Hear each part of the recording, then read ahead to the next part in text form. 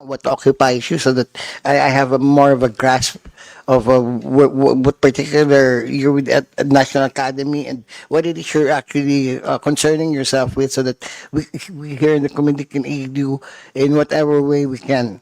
That's our duty. We start with the former Secretary de la Peña and just go clockwise so that it's all in order. Please. Good afternoon, Your Honor, Congressman Marquez and Congressman Ledesma. I'm really honored that I have been invited after so many years out of being a secretary. Today, I serve the National Academy of Science and Technology as an academician, and they have given me a number of assignments. For one, I am overseeing the committee that assists the Scientific Career Council in the selection of career scientists. I also have been made in charge of updating Pagtanaw 2050. It's really interesting because I was the one who asked them to write it when I was secretary. Now I'm assigned to update. And I also help one state university where I served as a regent for 14 years, Rizal Technological University. And there are many foundations that I chair. Of course, these are pro bono. And I think I should also mention that this is not on science and technology, but I am from Bulacan, Bulacan, where the airport is being built, and I was made chair of the Heritage Council. Thank you, Your Honor. We have a very well-rounded and all points of the compass resource person here. Thank you for your presence. Next one, please. Dr. Dea. Thank you, Your Honor. Isang magandang hapon po sa ating lahat.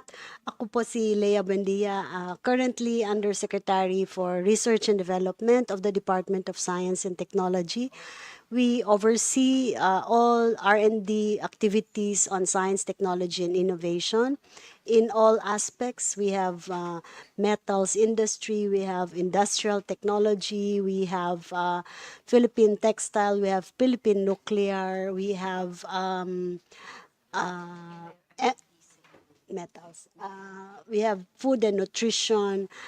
We have forest products, and one more.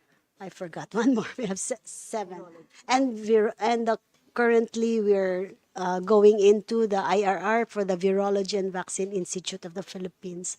We also oversee the policy-making body of sectoral policy-making and planning body of the department, one for the agriculture, one for the industry, energy, and emerging technology, and another one for health.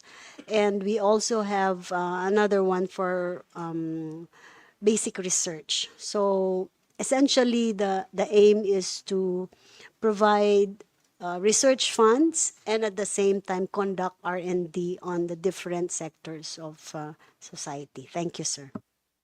Thank you. I believe I had the pleasure of meeting you when I had the briefing at your department. Okay, next, please. Dr. Director Felipe. Magandang hapon po, Chair Ledesma and Congressman Jess Marquez. Una sa lahat, marami hong salamat sa Science and Technology Committee. Dung pong 19th Congress, we achieved 4 Republic Acts, Virology and Vaccine Institute, PBOX Modernization, and then the Philippine Atomic Regulatory Agency, and then the expansion of the Philippine Science High School. All because of the hardworking Science and Technology Committee. And right now po, our 20th Congress Legislative Agenda is actually the National Metrology Institute. There are 2 others, pero not yet ripe because the DOST is still betting on it. And my office actually crafts the bills that are being submitted to the both Congressional Committee on Science and Technology. Actually, yun po yung trabaho namin, drafting bills and enhancing the bills. Thank you. Thank you. May I now recognize the presence of the Honorable Sarah Jane Elago, We have a member of the minority from Gabriela, and I believe we can now call the meeting to order. Before you came in, I was not to waste the time. I asked each of our guests to introduce themselves so that we wouldn't be wasting time. Now that you're here, we can formally call the meeting to order. The chair calls the meeting to order of the Science and Technology Committee. Um, The first matter to be dispensed with is the reading and approval of the previous minutes of the meeting dated 24 February 2025. Mr. Chair, Yes. I move to dispense with the calling of the roll. Yes, Second the motion, Mr. Chair. my apologies. The calling of the roll becomes primordial. There's been a motion to dispense. It's been seconded. So moved. The next item is the reading and approval of the previous minutes. Mr. Chair, I move to dispense with the reading of the minutes of the previous meeting and for the approval of the same. Second the motion, Mr. Chair. Motion being seconded is carried. Opening remarks. I'd like to start with a prayer. Dear Father God, just fill our hearts and our minds with wisdom and understanding so that we can dispense with the duty that is before us today. Thank you for your blessings, and thank you also for chiding us when we need to be chided. In Jesus' name we pray, amen. Okay, I'm very happy because to report that this morning, our vice chair, I think, completed already the technical working group on the meteorology bill, which his father started and which is very passionate about, which I also believe in and I'm passionate about. I'm glad that that will be part of the matters that we'll be taking up later on. That being said, I believe in getting straight to the order of business, and so let's cut to the chase. The briefing today shall be provided by the following: the Philippine Space Agency first, and then the DOST for the various matters that are presented in the agenda. For the information, the PSA, I am a chatmate of Elon Musk. Yeah, I don't know how it happened, but we're chatmates. And so I told him that I'm now that I'm head of the Committee on Science and Technology, and if we would be honored if you could invite us to one of your launches. So, including the president. So let's see if it's really for real. At first, I didn't believe it was him. He called me up, and then like, whoa. So now I believe it's him. Okay. Anyway, may we now give the floor to the Philippine Space Agency, directly under the Office of the President, right? Can you please share with us your mandate and what have you done so far to fulfill or to cope with it and to organize yourselves? You have the floor. Thank you, Mr. Chair. Good afternoon. It's an honor for us to be invited on behalf of the Philippine Space Agency. We are pleased to provide this briefing po. Good afternoon also po to Congressman Marquez and also to Congressman Elago. I have slides po. Can I go through some of the slides, Mr. Please, Chair? you have the floor. We won't interrupt you until you're done. Okay. All right. It's quite a challenge, but I want to look at you, Mr. Chair, and also look at my slide. So let's see how. Please look, I think the presentation is more important. You don't have to look here. We're self-actualized. Please, Okay po, but, please concentrate on the presentation. All right. Thank you, Mr. Chair. First of all, I'd like to make a comment about your chatmate, Elon Musk. Maybe, Mr. Chair, you can respond to him that our next satellite, Mula, will be launched in one of his rockets po. Yes, Mr. Chair. Can you please furnish me a letter in that purpose? Because baka he doesn't believe me also. So I will send him a formal letter as a member of the House, now that I've been given the mandate, and tell him, don't you think we merit an invitation, at least the president and the senior members of the committee? So let's see. Please Mr. write to Chair. me and Sure. inform me of that so that I can write to him and formally ask that we be invited for the launch. Certainly, Mr. Chair. So now let me proceed with my presentation. It's titled Yaman Kalawakan, which translates to Yaman Kalawakan, so space wealth. That's a term we coined to refer to our emerging space ecosystem. I'm here this afternoon to talk about the programs that we have at PhilSA, what we have done and what we plan to do in order to advance our space ecosystem. But first, let me start with these pictures. Next slide, please. Okay, so what comes to mind when we think of space? So let's focus on the left side of this picture. Of course, galaxies, perhaps, astronaut, and as Mr. Chair said, Elon Musk, maybe I should have put Elon Musk here, but rockets, planets, right? But I'd like to direct your attention to the images on the right. For us in the Philippines, these are our pressing needs. So last year, unfortunately, we again topped the rank for being the most disaster-prone country in the world. Again. Then more recently, what's in the news? We have our Philippine Coast Guard experiencing some signal jamming, satellite communication disrupted while they are patrolling our seas, including the West Philippine Sea. Fortunately, we are now using space technology to address some of these challenges. And I would like to highlight a few. No? First is how our Department of Environment and Natural Resources, through their Geospatial Data Office, GDO, is using satellite technology to track compliance with environmental laws. Last year also, we used satellite maps to detect the spread of oil spill in Manila Bay. And before that, satellite imagery were also used to assess the impact of landslide in Davao de Oro. So these are just some of the few examples where space, though it may be far-fetched, as what you see on the left image, is something that we are using now or we need in the Philippines. And on this note, next slide, please click. I would like to highlight what our president said in his speech last year when he graced our Asia-Pacific Regional Space Agency Forum. He has one order, which is to ensure that space serve the people. So that's what we are doing at the Philippine Space Agency. Next slide, please. As you mentioned, Mr. Chair, PhilSA was established under the Office of the President, created through the enactment of the Philippine Space Act in 2019. So we are a young agency, Mr. Chair. This year we'll be celebrating 7 years, but our formative years were really done under the pandemic po, no? So PhilSA is the central government agency that address all national issues and activities in space science and technology applications.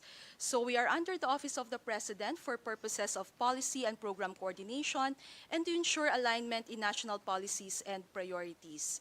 Mr. Chair, we have a Philippine Space Council, which serves as the advisory body of the agency.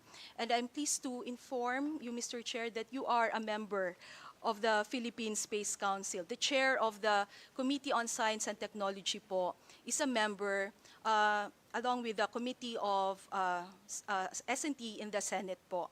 The council is chaired by the President himself with the Secretary of Science and Technology and the Secretary of National Defense as vice chairs. And you'll see here also the other members, secretaries of Foreign Affairs, Agriculture, Environment and Natural Resources, ICT, Trade and Industry, DepDev, and Finance. The PhilSA Director General serve as the Secretariat of the Space Council and also the Presidential Advisor on Space Matters. Next slide, please. The law outlines 6 key development areas that will bring us, the Philippines, to become a space-capable and space-faring nation within the decade. So shown here, Mr. Chair and honorable members of the Congress are the six KDAs, starting with space education and awareness. So we want to establish a pool of trained space scientists, engineers, and communicators for the country's space program and to increase the public awareness.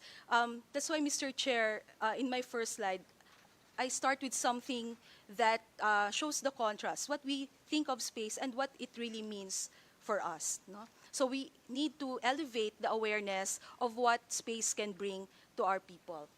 Next, Mr. Chair, is hazard management and climate studies. I guess, needless to say, this is really a priority area for the country. So we develop and use space science and technology applications to enhance hazard management, disaster mitigation strategy, and ensuring the nation's resiliency to climate change.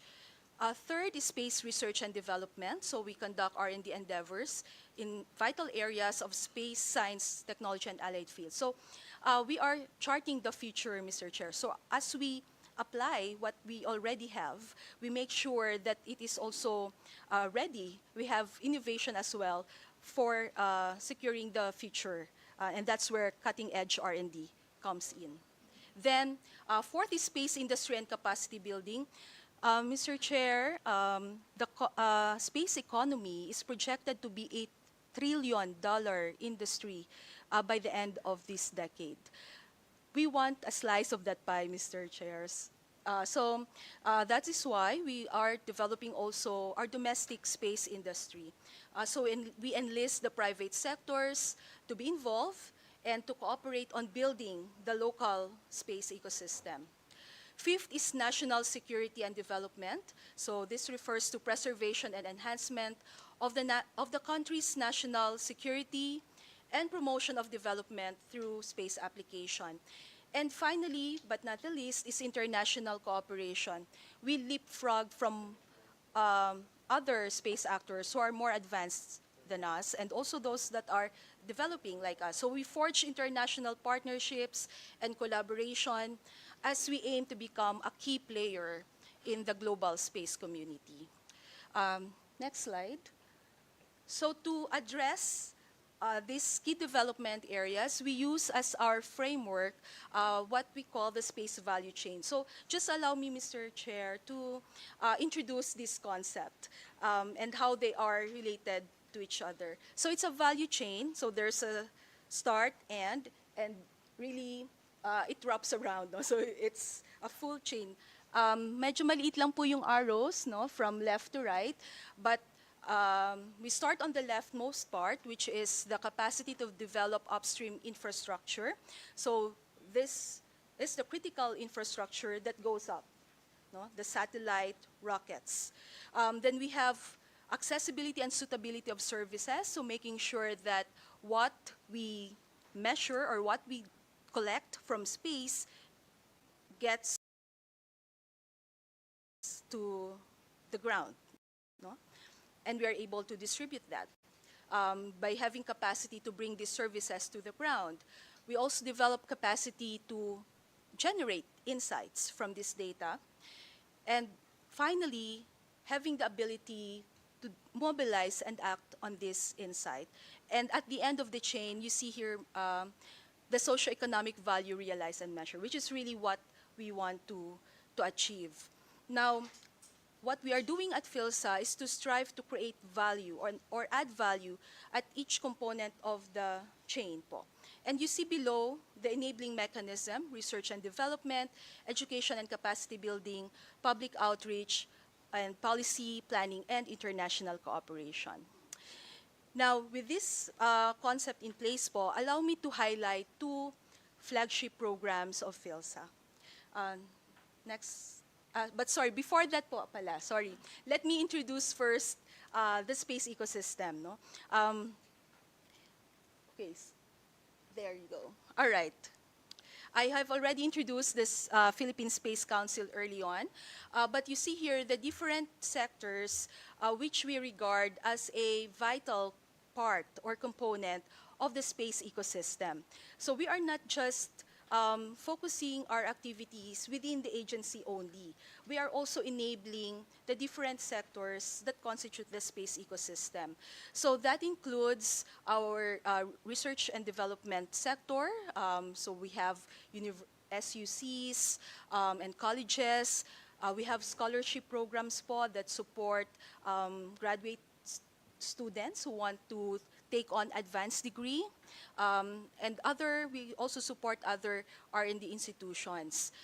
Then we have the industry and service providers. So initially, we tap them for the services that they provide, but also in the long run, we are enabling them so that they can diversify their portfolio and actually come up with products and services that would cater to a more wider clientele in the space ecosystem.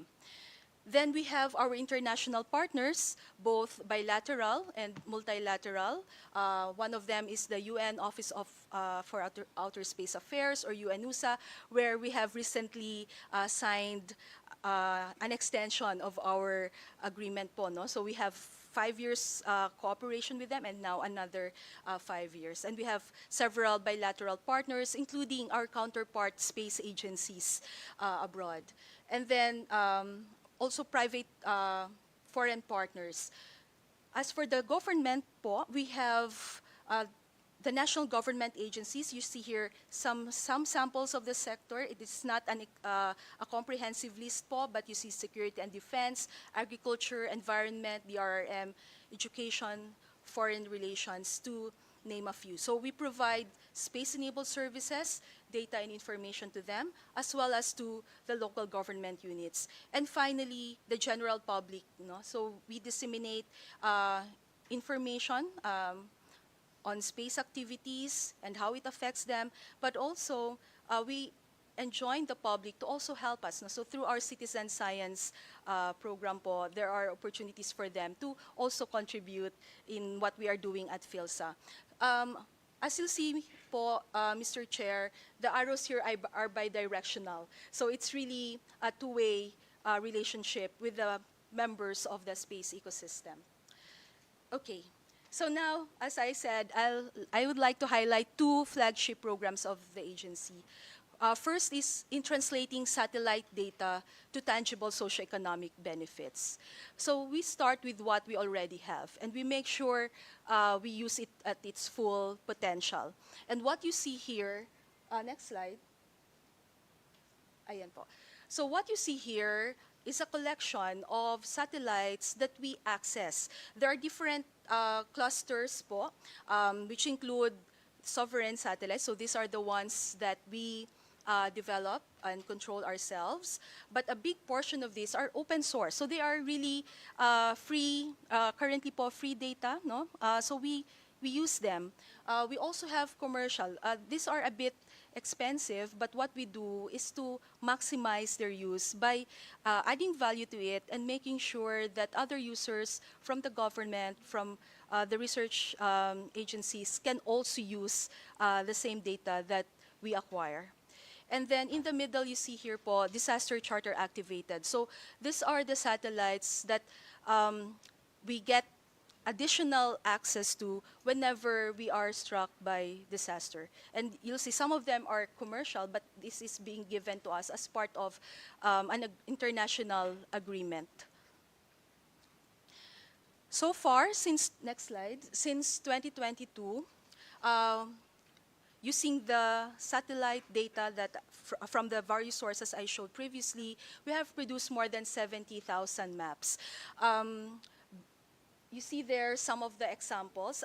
If I have time later, maybe I can go back and go through each of them. But this gives us an overview. It ranges from agriculture, environment, disaster response, among others. So different types of maps and informations are generated and provided for these different uses. And on that note po, next slide, I'd like to highlight that our institutional partners categorized into the different sectors po. You will see here Our partners range from institutions in the government, academe, international bodies, civil society, and space agencies. So this is both local and international. But what I would like to emphasize is we are able to deliver actionable space data through our partners. Again, it's a bidirectional relationship, and these are the partners where we have formal agreements with. The more recent ones we had with Bangko Sentral ng Pilipinas, DPWH, and the Palawan Council for Sustainable Development. So those were the ones we recently signed in the past few weeks or month. Next slide. So to ensure po that the data we provide is actionable or is digestible, we also conduct capacity building activities where we introduce the products to our user. We help them interpret the maps and derive results from it. And to some extent, some of them are actually also trained to generate additional value from what we are providing.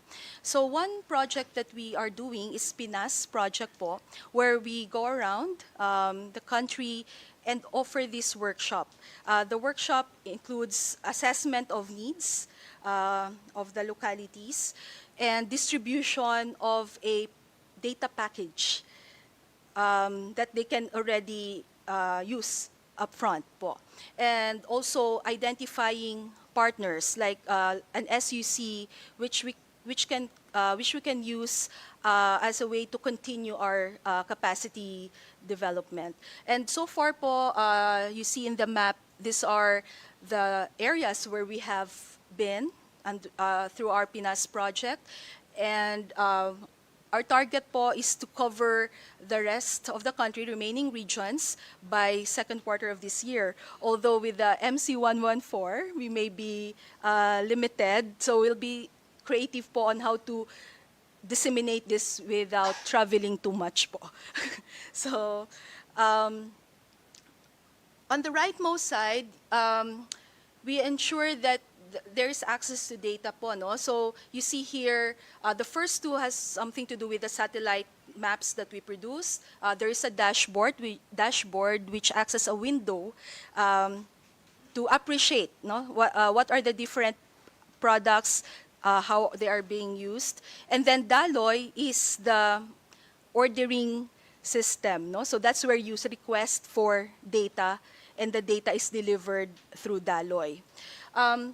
The last one, it's a bit out of place here, but I actually want to highlight also that the Philippine Space Agency is providing regular advisory regarding rocket launches as part of the information that we are distributing po. And maybe you are hearing this also in the news lately because of the increasing frequency of the launches by our neighbors.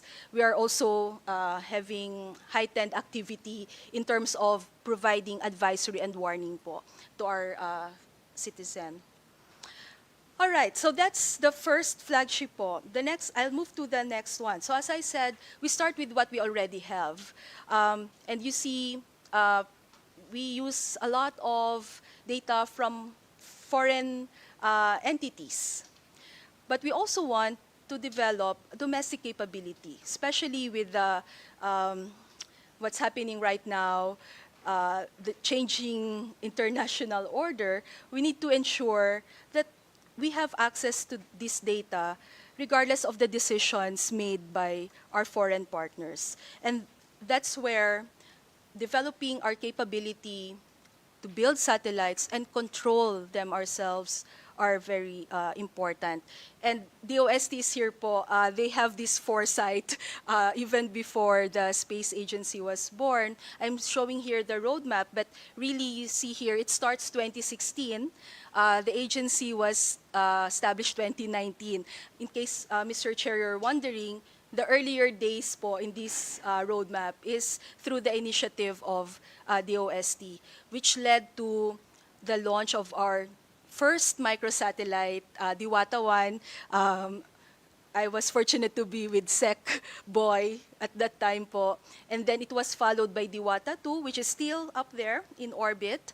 And also the 6 Maya nanosatellite, CubeSats po. So all 8 of the satellites that we have so far no po, were through the efforts of the OST. Now, PhilSA is building on this effort po. I mentioned earlier we will be launching Mula. That's the new satellite.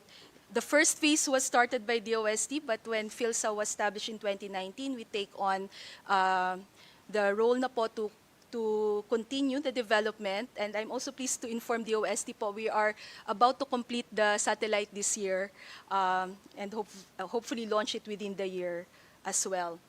But we don't end there. You see, after 2026, we have plans to develop more satellites. With Mula, there's a Mula series po, because with this satellite, we don't just build and have a satellite, we also acquire a license to rebuild this locally. And that will encourage and help grow our domestic space industry. And you see here also the telecom satellite, which is what I will discuss next. Next slide, please. Mr. Chair, we are looking at a very grim picture here. And that is the fact that the Philippines is the only major ASEAN country with no current sovereign geostationary satellite program. Currently po. No? I mentioned earlier about our Coast Guard suffering communication disruption because their access to satellite is disrupted or jammed. And one of the reasons for that is having no direct control of the satellites themselves. By having at least one satellite that we fully control, this will create this security po that we need.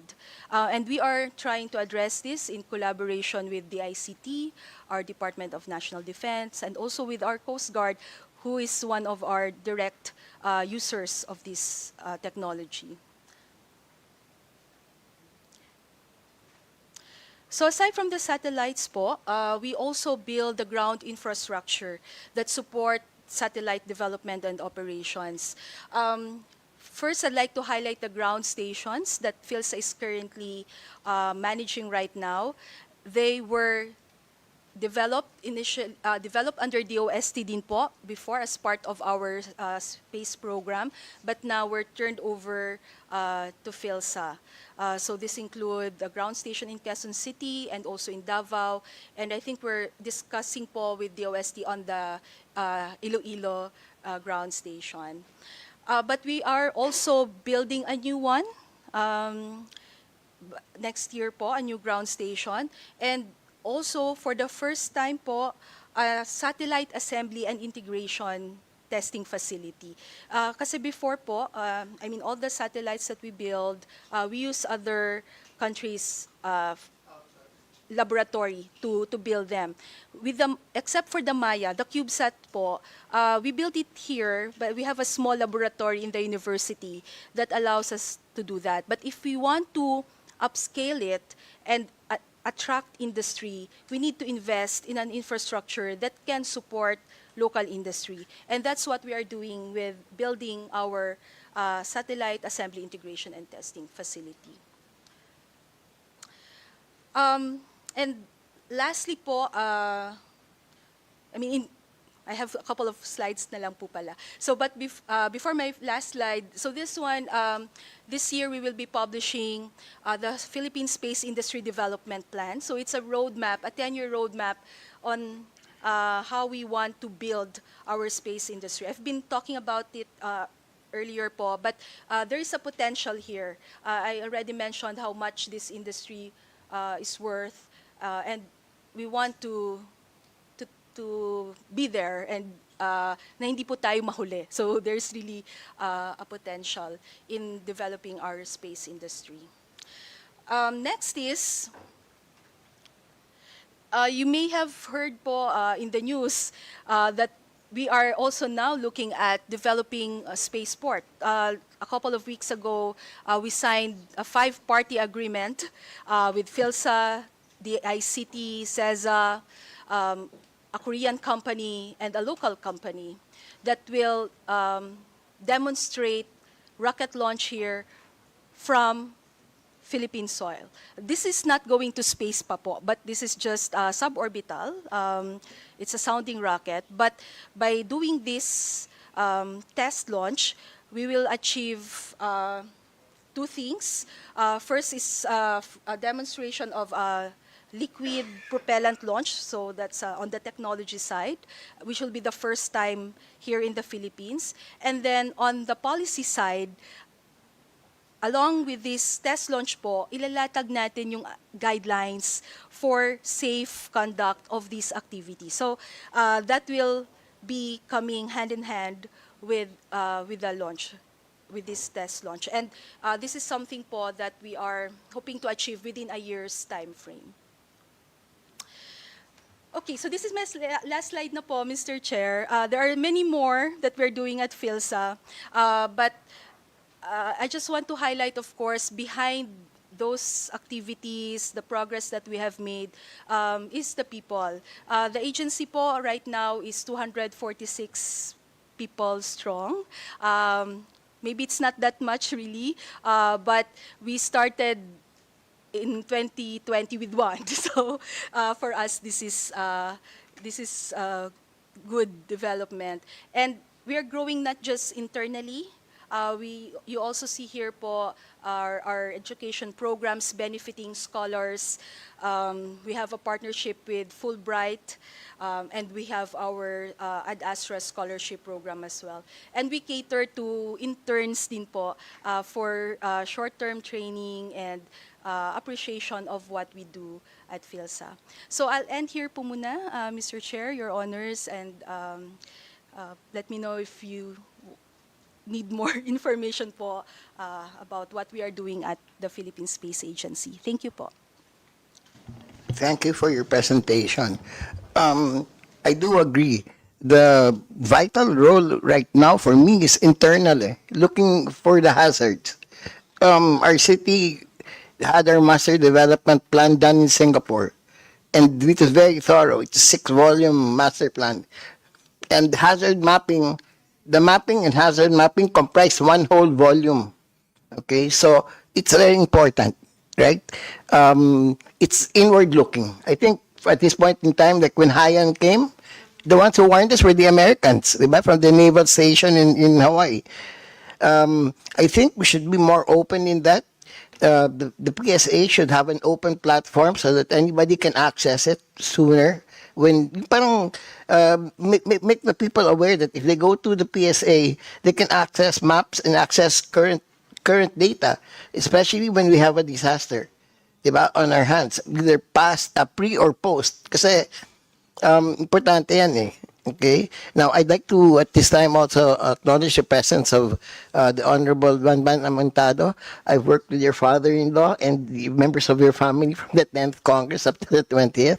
So you're very welcome in our committee. You know, Congressman Marquez and I take this committee very seriously. This is my second stint as chair of this committee. And kung ayaw nila, kami gusto namin. Okay? Kasi people don't understand. This is the basis of everything. For example, you talk about space being $1 trillion industry. If we only get 1% of it, that's $1 billion. Right there. Right? If that's the tiny slice. It's still $1 billion. It'll pay for your agency and may extra pa.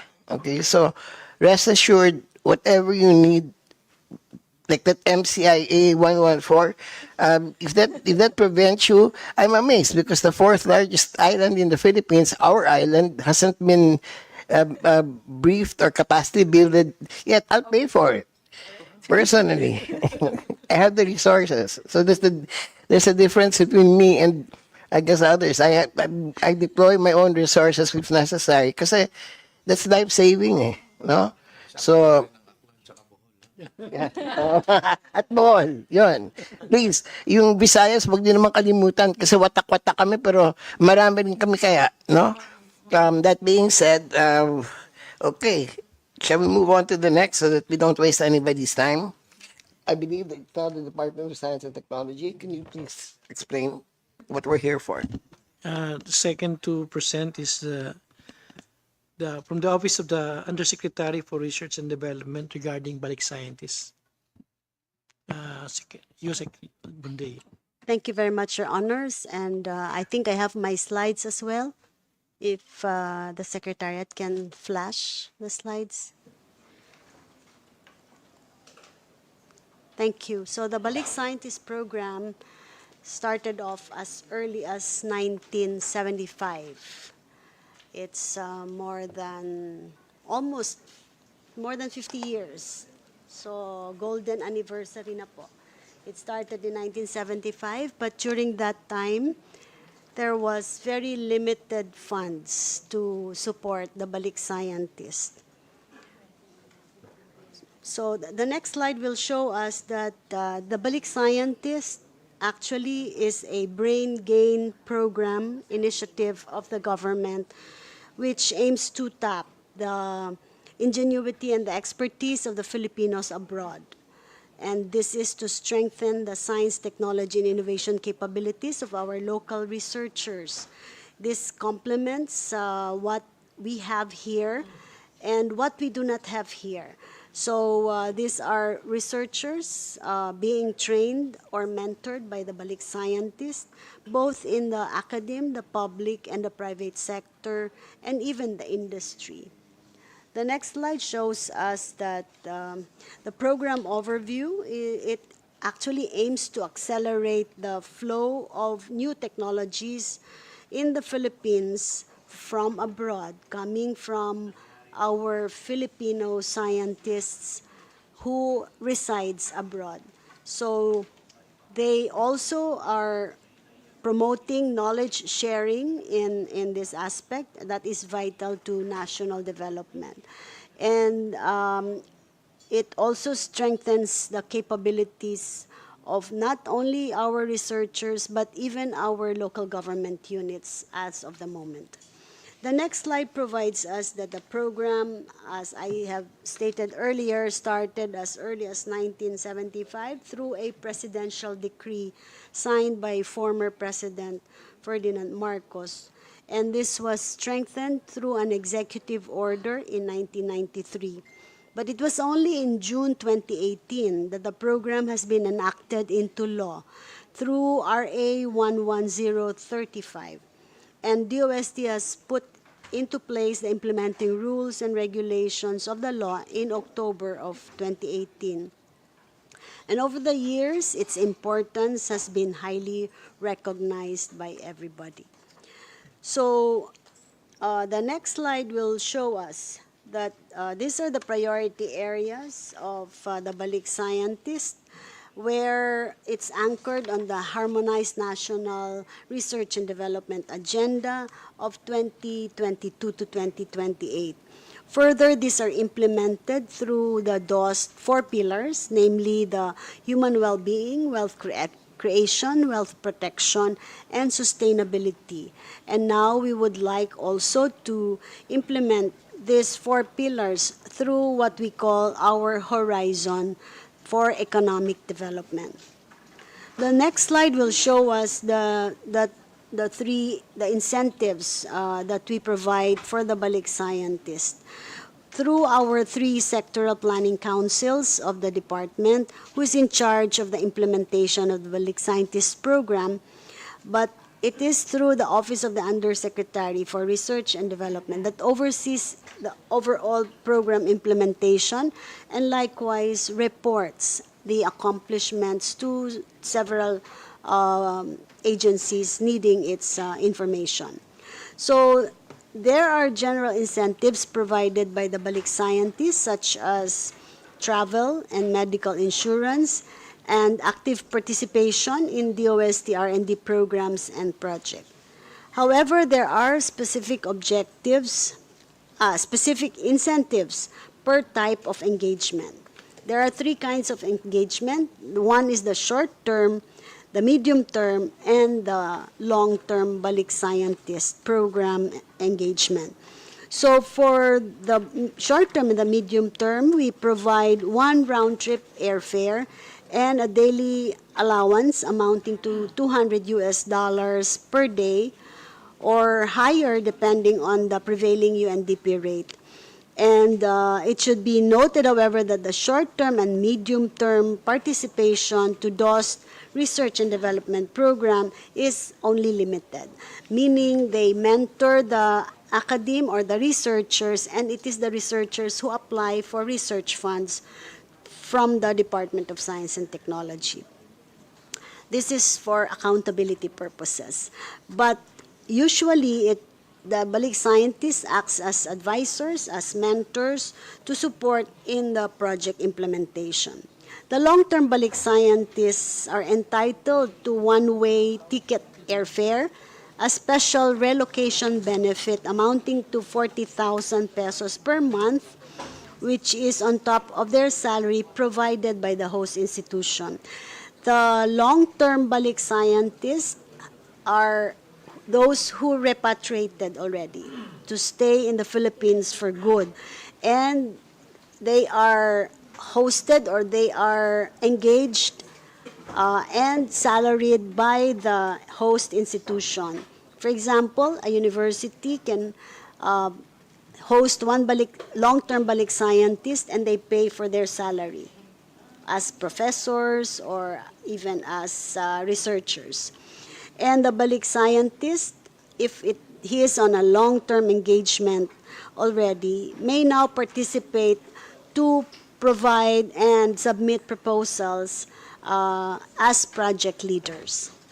The next slide will show us the key accomplishments of the Balik Scientists. So from 2007 to 2018, the average number of Balik Scientists engagement was only around 26 Balik Scientists per year. But in 2019, after the enactment of the law,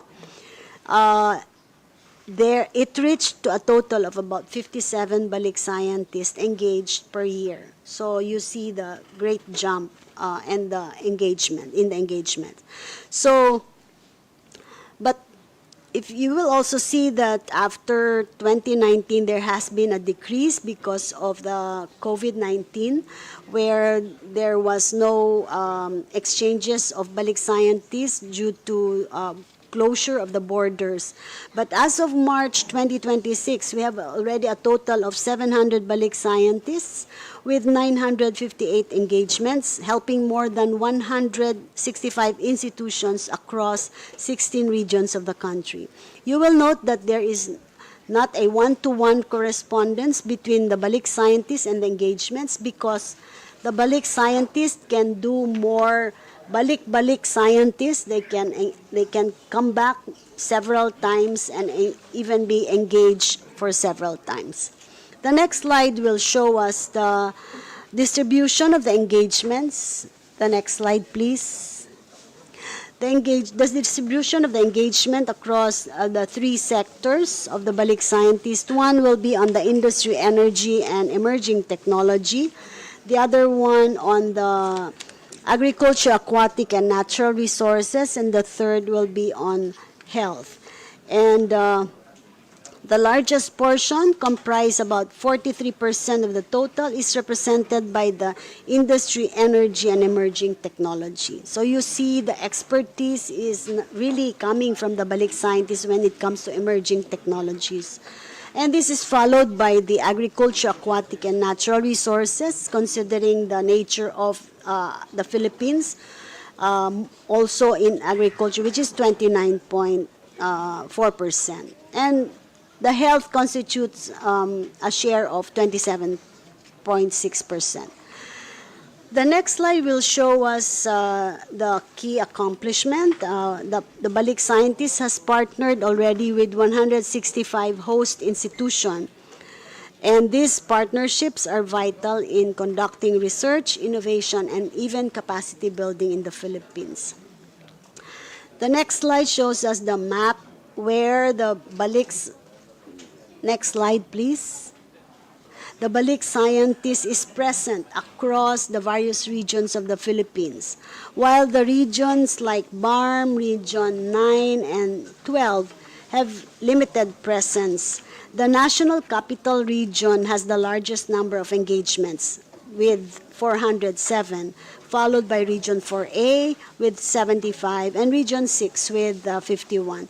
So the Balik Scientist is actively working to increase the number of host institutions and the Balik Scientist engagements in the region. The next slide will show us that the program has continuously been exceeding its target in terms of our outputs. Between 2021 to 2025, a total of 460 promotional activities were conducted. We need to promote the Balik Scientist program because most of our scientists are not aware of the program. So what we do is contact our Philippine embassies all over the world in order to promote and encourage them to have the engagement in the Philippines as Balik scientists. So in terms of research output, we already have about 984 publications with the Balik scientists and the researchers themselves, and 151 of which are indexed in ISI or the Scopus Index, reflecting actually the strong contribution to scholarly literature, and they are counted under our Global Innovation Index. So the program also plays a role in innovation and development with 1,049 technologies introduced and projects assisted. Additionally, it established 65 partnerships by assisting the host institution engage with their network outside of the country. The next slide will show us that from 2021 to 2025 alone, our Balik scientists have trained 117,000 people through different capacity building activities. The next slide shows that to connect with more Filipino scientists and experts abroad, the Balik Scientist Program has been continuously promoted and in partnership, of course, with the Philippine embassies. The next slide will show us the Balik Scientist Program that drives innovation by introducing new ideas, technologies, and advanced research methods. The first ever Filipino-made mobile biocontainment laboratory for animal health diagnostics was launched by a Balik scientist who stayed for good and has put up the company called BioAssets Corporation is Dr. Homer Pantua, who is also an advisor of the Virology and Vaccine Institute. And the next one is Dr. Irene Rodriguez, who led the establishment of the first metallomics facility in the Philippines, and this strengthens the capability of the Philippines to study trace minerals, micronutrients, and their interactions in marine systems. Based on the UP Marine Science Institute, and this is funded by DOST also, it supported the research that uses metals and metalloenzymes as environmental indicators for better understanding of ocean health and marine biogeochemical cycles. The next, for the health sector, the Balik scientist, Dr. Jonel Saludes of the University of San Agustin, in collaboration with a local private pharmaceutical company in Iloilo, has launched the first bioprinting laboratory in Western Visayas. So instead of testing the ointments or the products for pharmaceutical in human skin, they bioprinted the skin in order to test that ointments and other skin-derived ointments. So another thing that they did was this breaks the resistance from skin pathogens, making it very effective. They also used and sent in already in commercial form the Skivios. They had this Skivios from Cadios and is now good with antimicrobial skin effectivity.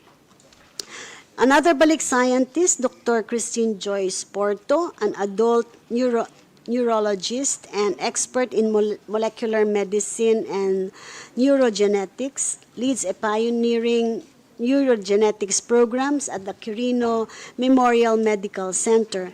And the program is to translate advanced genetic research into direct patient care, particularly addressing alarming rise of the early onset of stroke among Filipinos.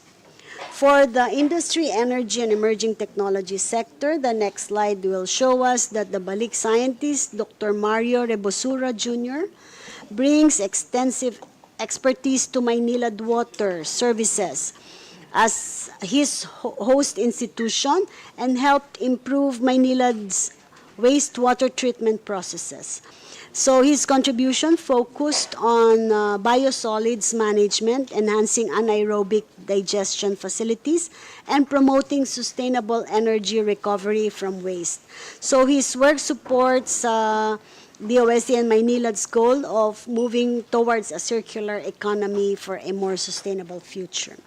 Another Balik scientist, Dr. Angelo Bañares, led the establishment of the of the University of Mindanao's Biomolecular Engineering Laboratory, which is again pioneering facility in the Philippines for synthetic biology and metabolic engineering.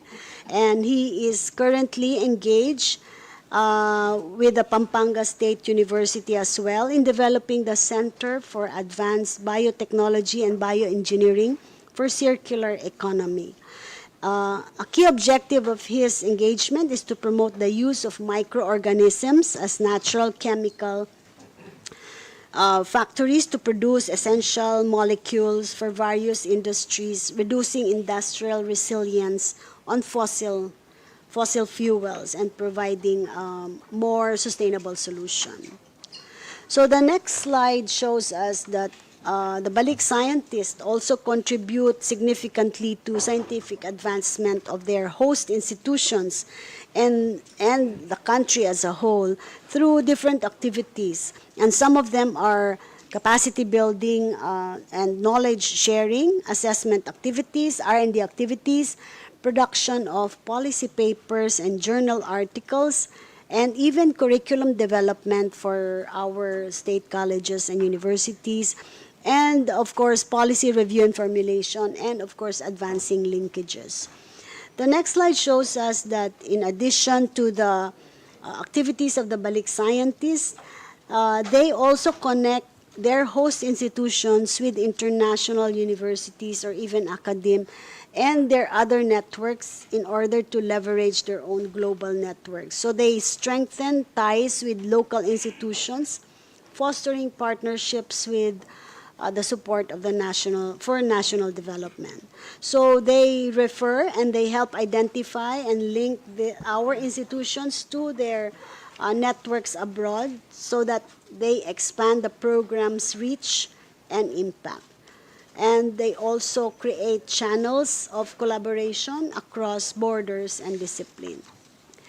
The next slide shows us that without the host institution, the Balik scientist will not be engaged. And the host institution actually can be a government agency, an LGU, a public or private academic institution, or a Filipino-owned enterprise or organization in the Philippines registered with SEC, or even Cooperative Development Authority, or even the Department of Trade and Industry that will actually undertake science, technology, and innovation activities, and even research and development initiatives.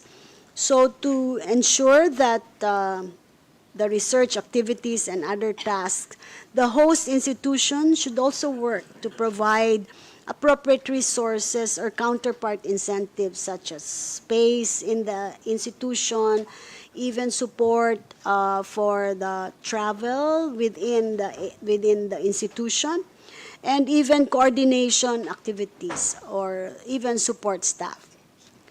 The next slide shows us that in order to engage a balik scientist, a host institution will just write the Department of Science and Technology requesting for a balik scientist, or they can also endorse a specific balik scientist candidate, and we will contact them, and we will engage. We will try to evaluate the engagement.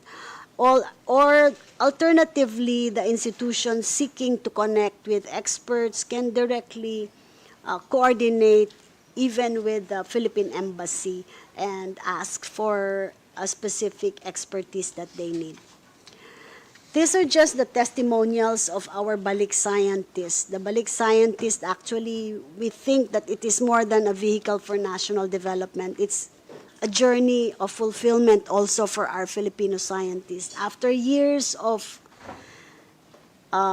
being out of the country, they come back, and this is what we call patriotism already. So they are captured in the voices of the balik scientists themselves. Some of them share how the program gave them the chance actually to reconnect with their roots in the Philippines. Some of them are already naturalized Filipinos, naturalized citizens abroad. Others are even born there but with Filipino blood, and they are not aware already of their roots here in the Philippines. So it was a joy for them to reconnect, rediscover, and making a difference in their own homeland. So as I am about to end, I would like to take this opportunity to reach out to all of you to help us encourage also more Filipino scientists to be back and serving the Philippines through the Balik Scientist Program.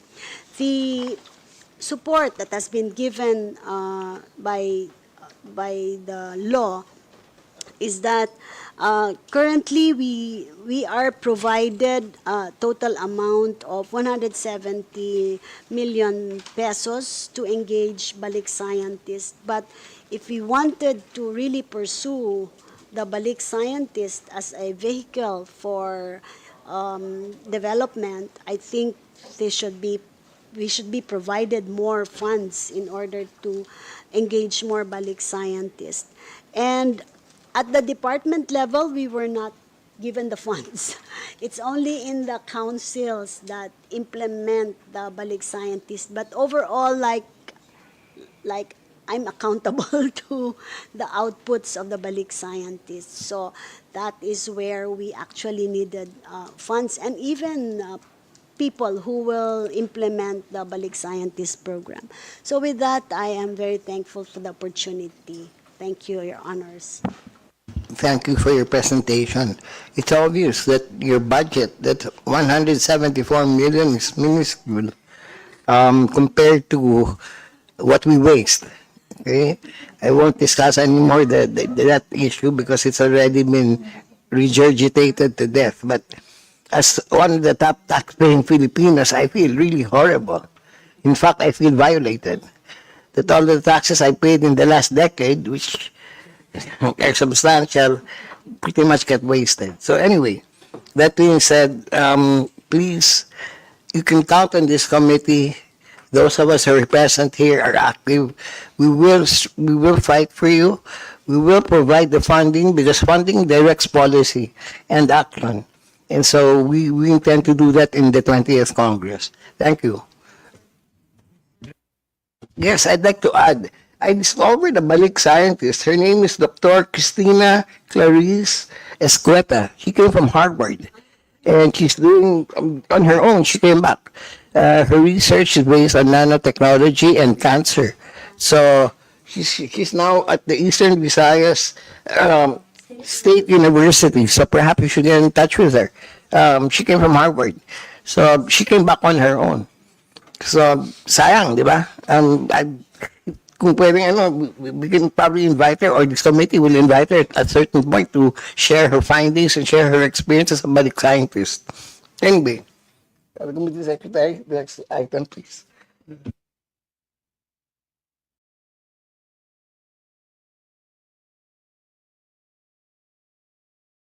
Mr. Chair, excuse me. Go ahead. Just one question lang, ma'am. Tungkol sa mga balik scientists, no? When they meron po ba tayong clear path sa kanila pag bumalik sila dito in terms of, let's say, government placement or academe or in what industry, or are they left to find their own future here if ever, yung opportunities ba for them, sila na ang bahalang maghanap, or ano po ba yung protocol natin dyan? Sir, as I said earlier, it's a graduated progression. Short term, they come here, test the waters, and see what they can see in the Philippines. Medium term, short term is from 15 days to 6 months. And 6 months to 1 year is the medium term. And then for the long term, that is where they come back for good. So for the short term, they test the water, see how they can contribute, but also test what they can get out of because they will be giving up a lot from abroad. So the medium term, if they really want to help, then they do research already, help institutions, and then see and how often they can be coming back, depending on their schedule. But the long term is the one that they finally decide if they see that there is opportunity for them and for their expertise to grow. Like, for example, some of our balik scientists who came for good has 6-digit salaries abroad, but they opted to come here and take the salary of a professor. Now they serve as vice chancellor for a specific university. Others have put up their own companies. So they see that their expertise can contribute more to the industry, for example, by putting up this company. And we help them in terms of providing support when it comes to research, even when it comes to providing them to buy equipment and putting up initially their respective companies here. So we are actually from the short term to the long term, we have been there guiding them on where their path should be going. So, but we cannot, of course, force them to do and return for good. But it's in their own volition, and if they see that there are opportunities, then they come back. We have several already, the scientists who came back, maybe more than 20 already. Yes, sir. So. Okay, I just suggested the assembly here today. How can I, me as a citizen, how can I get access to all of this information you've already shared? In other words, parang walang traction kasi even if I don't know where to access it from the Philippine Space Agency, DOST, how will I know where to look? And if I, who has an basic interest in this, a primordial because of my duty, what about those who were just curious? So I'd like to know how your social media footprint is like and how we can access all of these things that you've talked about. Because importante ito, and a lot of the things that you've already mentioned are admirable. It's patriotic. Now, how can people have access to this, or how will they know that it even exists? Sir, first, we have a website for the Balik Scientist. Second, we have our social media platform for the Balik Scientist. And third, we have coordinated with our Philippine embassies abroad, where they know the platform as well, and they are familiar with our Balik Scientist program. And whenever any of us goes abroad, we make sure that there is like a forum where all the Filipinos are invited in order to be aware of what the Balik Scientist program is. So that's how we do it, sir. Perhaps we can do is require government-owned and controlled corporations in mass media to provide certain number of hours of just free advertisement. Because and that's creditable to the leases of whoever is leasing the airtime or block time of those facilities. If perhaps we can require them to provide at least so many 100 hours a month and a year, or so that it's, unless you go to mass media, hindi malalaman, right? That's correct, Mr. Chair. Thank you. For Philsa's case, we are in SOCMED, Facebook, 100,000 followers, Instagram, LinkedIn, YouTube. But you're correct, Mr. Chair, unless we breach the mass media, I think very little information gets to the citizen po. So we'll appreciate the support, Mr. Chair.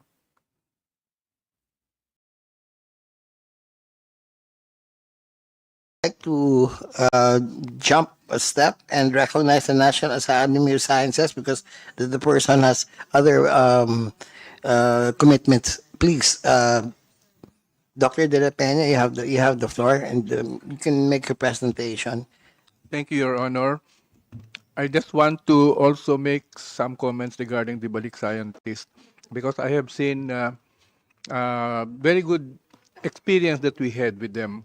The percentage of short term going to medium term is quite high, but from medium term to long term, it is small.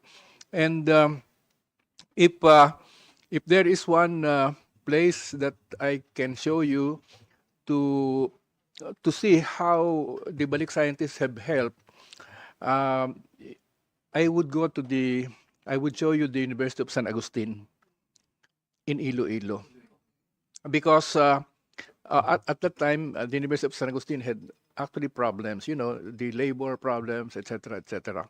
But they had a new president who was more, shall we say, aggressive or risk-taking. He's a priest, of course. And that was the time when a couple came in as Balik Scientists short-term. But they are both graduates of the University of San Agustin. One is from chemistry and the other one is from pharmacy. They spent 18 years abroad, okay, working in the universities in Australia and also in the US, and until they decided to try coming home as short term. When they came home under short term, they had a very good project in mind, which the DOS3 through the National Research Council of the Philippines funded. And it has something to do with the experience in Iloilo, where the records show that the how do you call it? The microorganism where iLuzone was developed actually came from Iloilo. And unfortunately, the person who discovered it, who worked on it, was only an employee of what company is that? Keller ba? But it's an American company, and therefore all the benefits from the intellectual property went to the American company. People do not even know that the original microorganisms came from Iloilo. So this couple really focused on work to find microorganisms at the bottom of the sea. So the first thing that they did was to devise equipment that can use in going deep, okay, and to train people to dive to get the samples. The first time I went to the University of San Agustin, they had already repository of around 300 microorganisms taken from the bottom of the sea.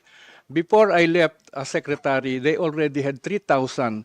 And this can really be the subject of work for an entire generation ahead because there's so many things that can be developed. The good thing is that they stayed.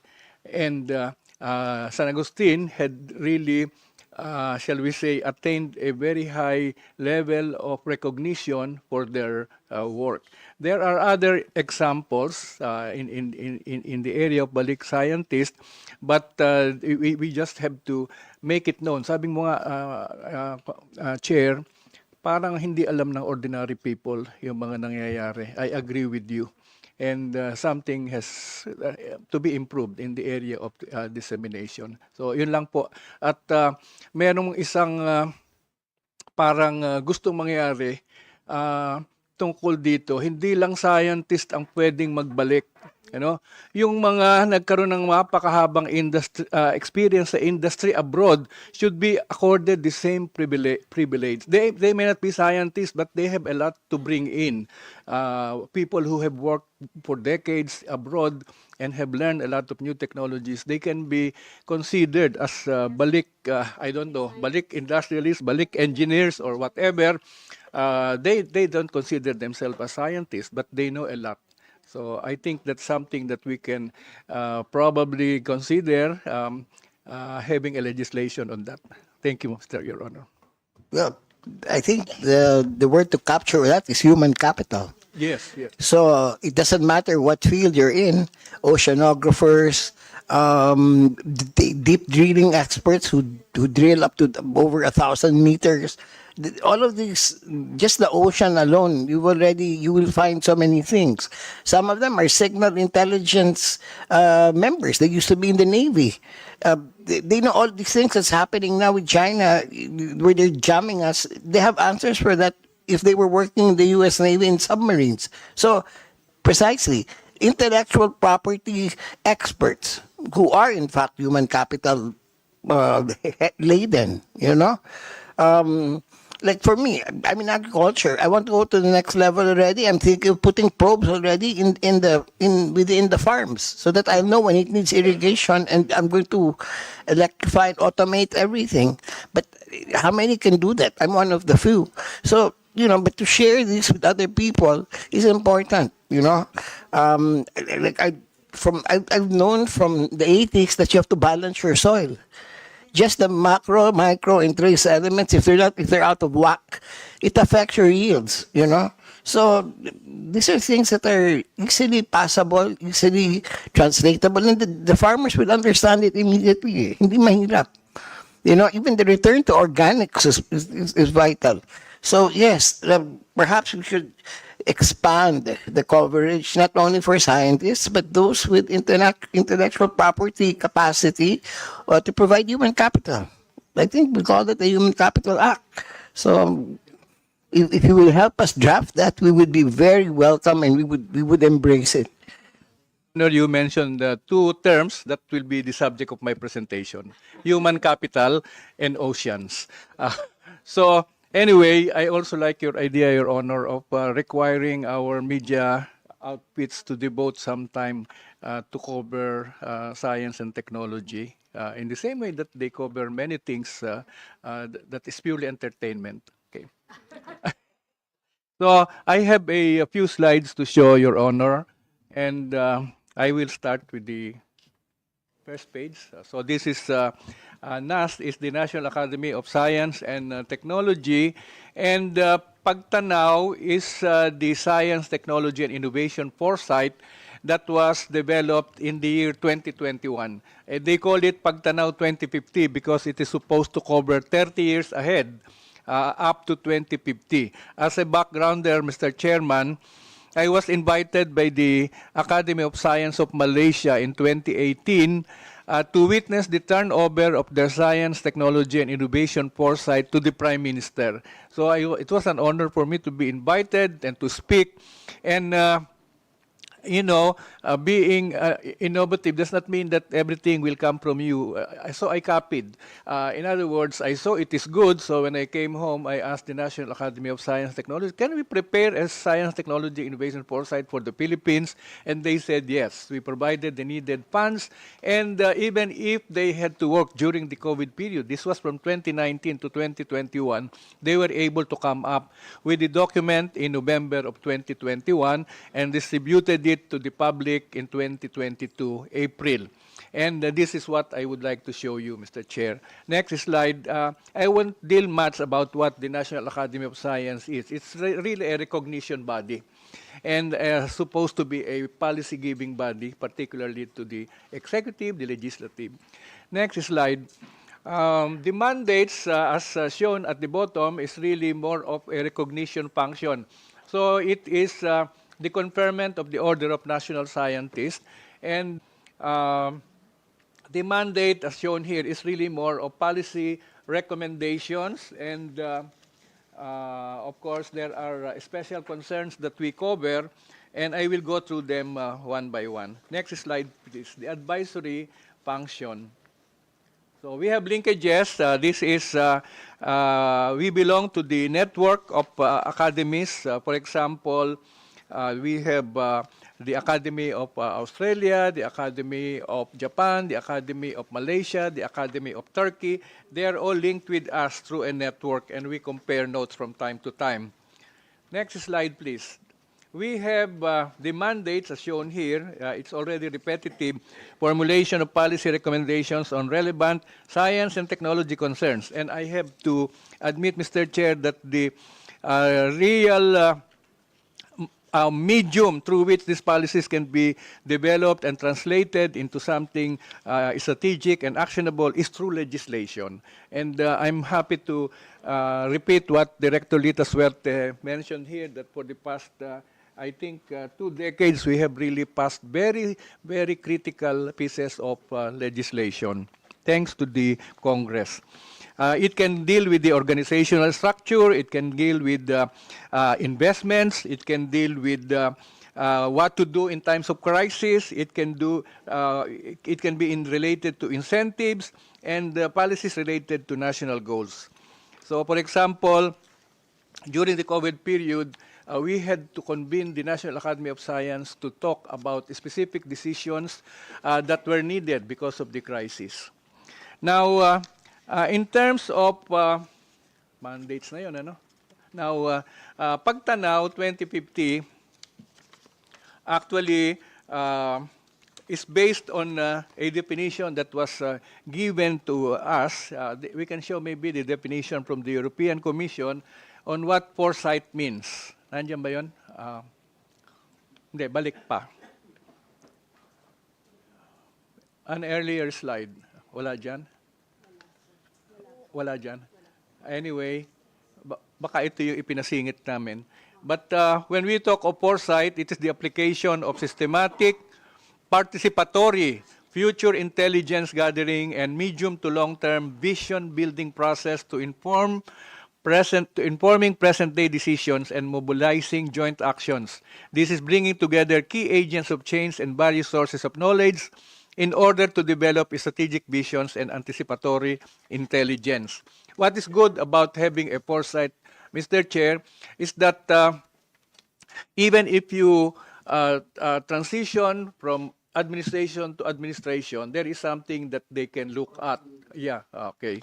So, Pagtanaw 2050 is like that. And the objectives are the development of the Philippine scientific capital, human capital, financial capital, and physical capital up to the year 2050. And we also have to chart strategic science, technology, and innovation pathways, which I will show later on, and promote teamwork and exercise vigilance on cooperative action plans, because this is one finding that we have when we did a review. We are already reviewing this. We have finished the external review. The agencies concerned are all working in silos. So on a given issue, there is no convergence. If you talk of water, there are so many agencies that would like to retain their functions, and so we cannot proceed. Anyway, I would like to talk more about what you mentioned about the ocean, because the title that was chosen by the National Academy is a prosperous marine and archipelagic nation by the year 2050. So the keywords are marine and archipelagic. Why did they choose that title? Because of a preferred future, which is a prosperous archipelagic and maritime nation. There are many reasons why we should really talk about an archipelagic and maritime nation. First of all, the coastal and marine features of the Philippines. We have 7,640 islands. Parang dumami na. Nung secretary ako, 7,100 lang yan. Okay. Low tide noon. Okay. And we have the 5th longest coastline in the whole world. About 80% of our territory is water. And the center of marine biodiversity is here in our country, the Coral Triangle. There are 62, I think out of 80 provinces, which are coastal, 61 coastal cities, and 832 out of 1,600 coastal municipalities. 60% of our population reside in coastal areas. So the role of marine and archipelagic is very important. The Philippine archipelago and maritime culture is also something to consider. We have been called a seafaring culture since the Balangay history. There have been 2,000 years history in terms of boat making, 3,000 years of maritime trade history, and 4,000 years of sea outward migration, shown by archaeological evidence. Kaya hanggang ngayon po, marami pa rin tayong seaman. But I think in terms of numbers, the so-called Philippine Blue, because we call our economy going to a blue economy, there are a number of sectors that really make up our Philippine Blue. One is tourism, resorts, and coastal development. Another one is fisheries and aquaculture, which make up 20% of the contribution to the blue economy. The tourism contributes 25%. Coastal manufacturing, so this constitutes 19%. Our ports, shipping, and marine transport constitute 12% of the contribution to economy. Energy, which includes electricity, gas, and water supply, is 11%. And marine and quarrying, that means offshore oil and gas, is 7%. That includes seabed mining. And marine biotechnology and medicine, where is that? Marine biotechnology and medicine. Hindi ko makita dito, but it is also part of the contribution to the blue economy. And we have also marine technology and environmental services. So it is really worth looking at the country as a marine and archipelagic nation because there is so much potential. The resources are not only living but non-living. So under the sea are very rare elements and things that, of course, have very high value. Now, the sectoral share of the ocean economy in terms of gross value added, the largest is ocean fishing, which is 31%. Second, this is followed by the manufacture of ocean-based products, almost 22%. We have sea-based transportation and storage, which is almost 15%. We have ocean-based power generation, which is 11%. And we have the coastal accommodation and food and beverage sector, which is 21%. I think we are still pressed in our minds is the recent discovery of natural gas under Prime Energy, and there are more that are expected to be discovered. So the archipelagic nature of the Philippines provides rich marine resources, tourism potential, and strategic maritime advantages. However, it also creates certain challenges like transportation and connectivity challenges, disaster risk, and uneven development, which we can see among the regions. Now, what does Pagtanaw 2050 contain? It has been written, but it should not remain as a document. It should be something that is living.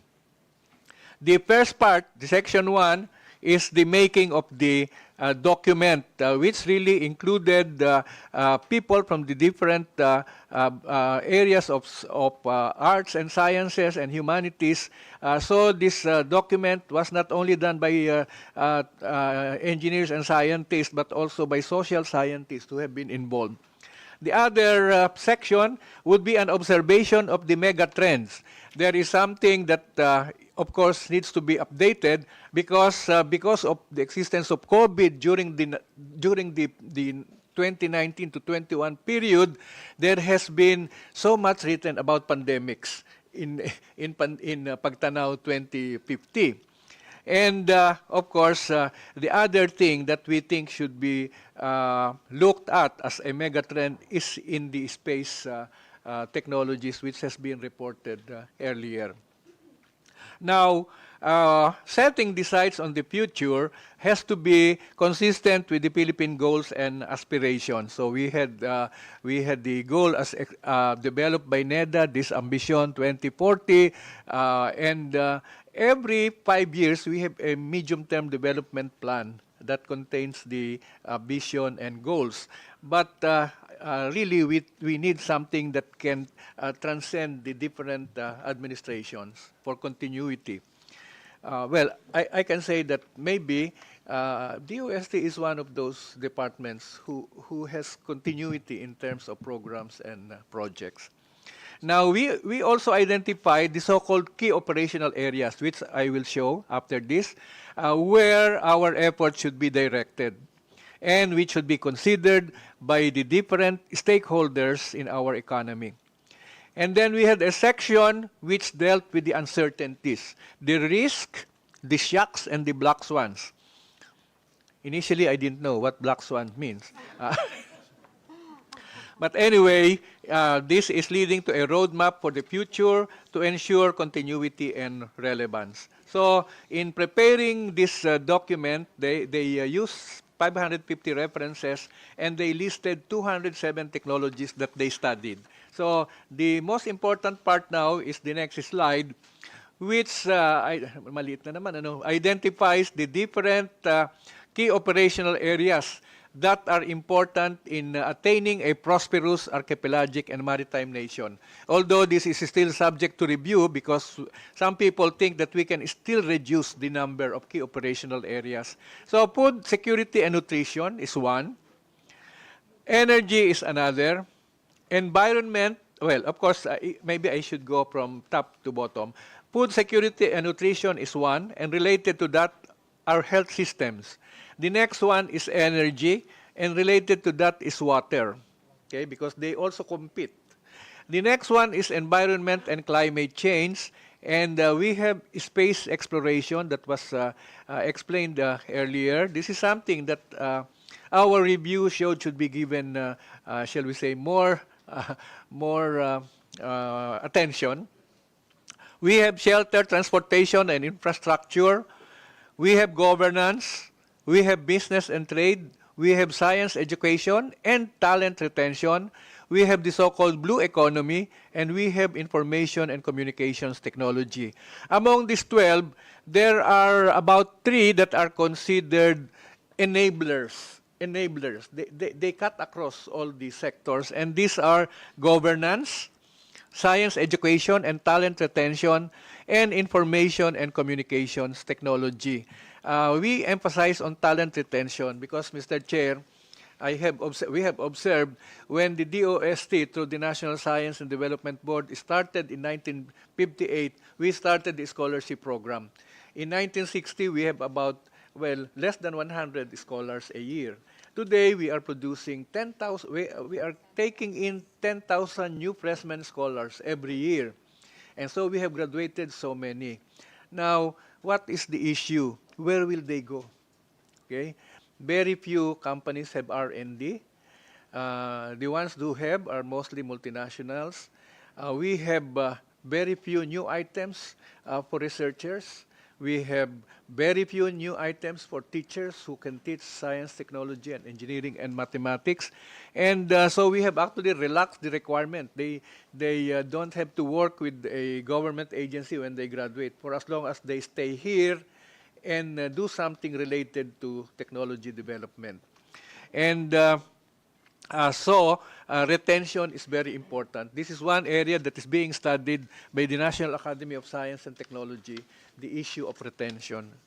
Now, one obvious lesson in this Pagtanaw 2050 is the critical importance of science. And as according to an economist, Jay Farrar, he doesn't just mean vaccine development. He means social sciences, biomedical science, immunology, virology, mathematical modeling, economics. And you cannot just build that science when you think you need it. Investment in people, in teams, in infrastructure over years provide the bedrock that is so important in a crisis. And we have observed that. Okay?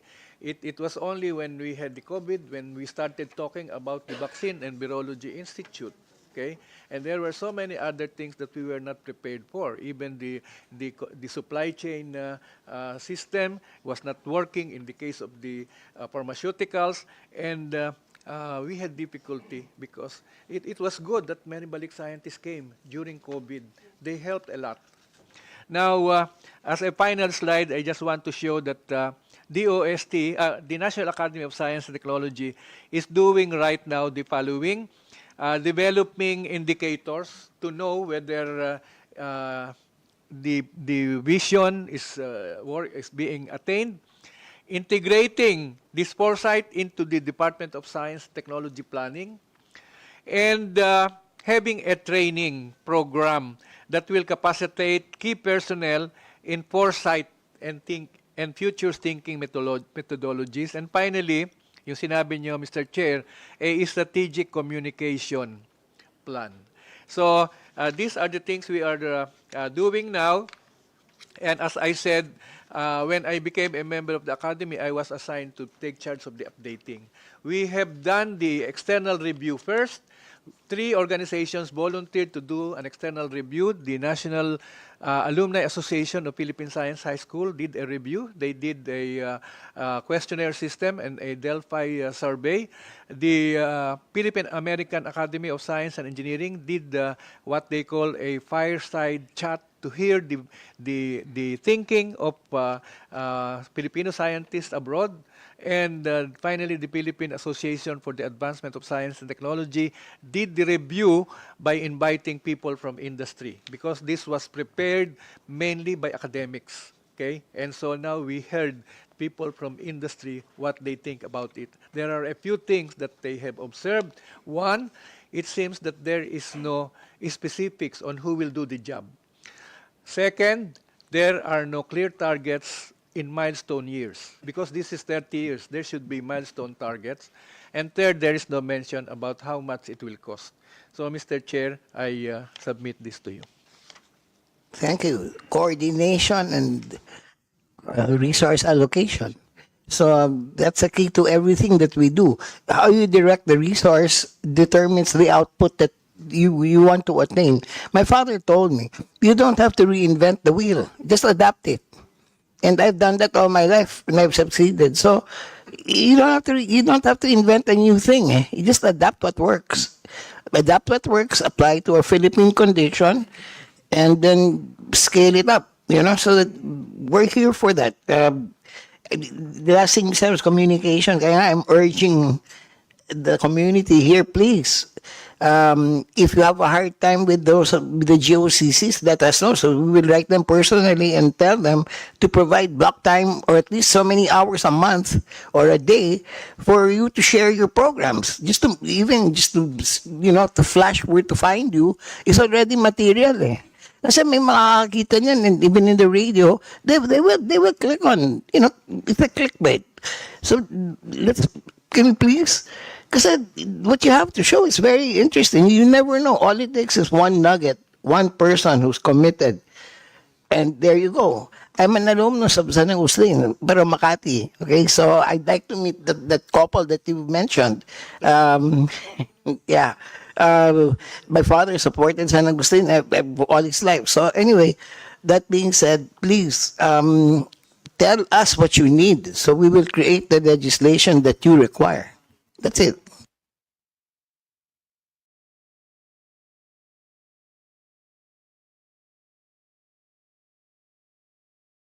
Okay. Last but not least, TAPI, Technology Application and Promotion Institute. You have the floor. Hopefully, just keep it short. Get to the point. You know me, I cut to the chase. I don't like wasting time. Eh? So, your time is just as valuable as mine. Get to the chase. Tell us what you want, and if we can give it, we will give it. Thank you. Okay. Good afternoon, everyone.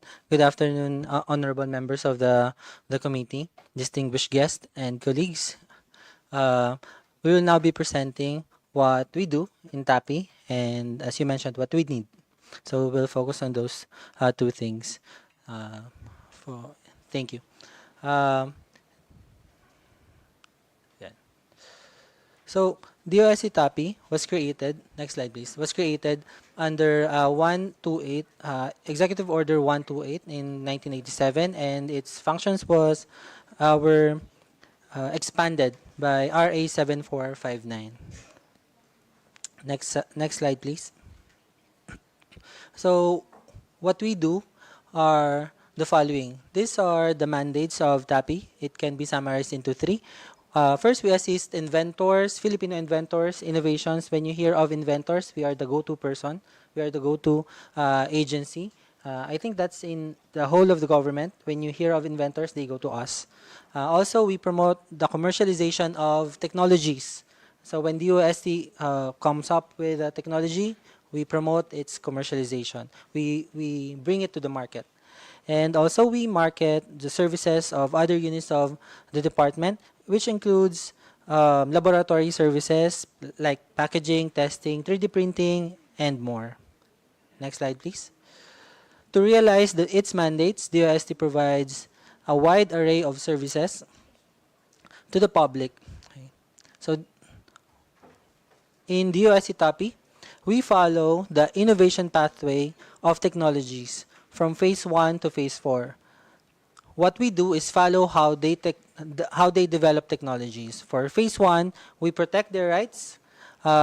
We have IP protection grants, which covers filing fees, fees even for the patent agents, both local and international filings. We have a tie-up with IPO Field to expedite the process.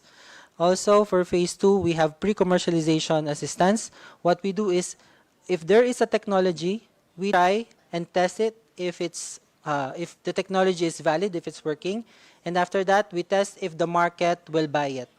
So that would be pre-commercialization assistance of TAPI. And when the technology is ready for commercialization, that's when we go to phase 3.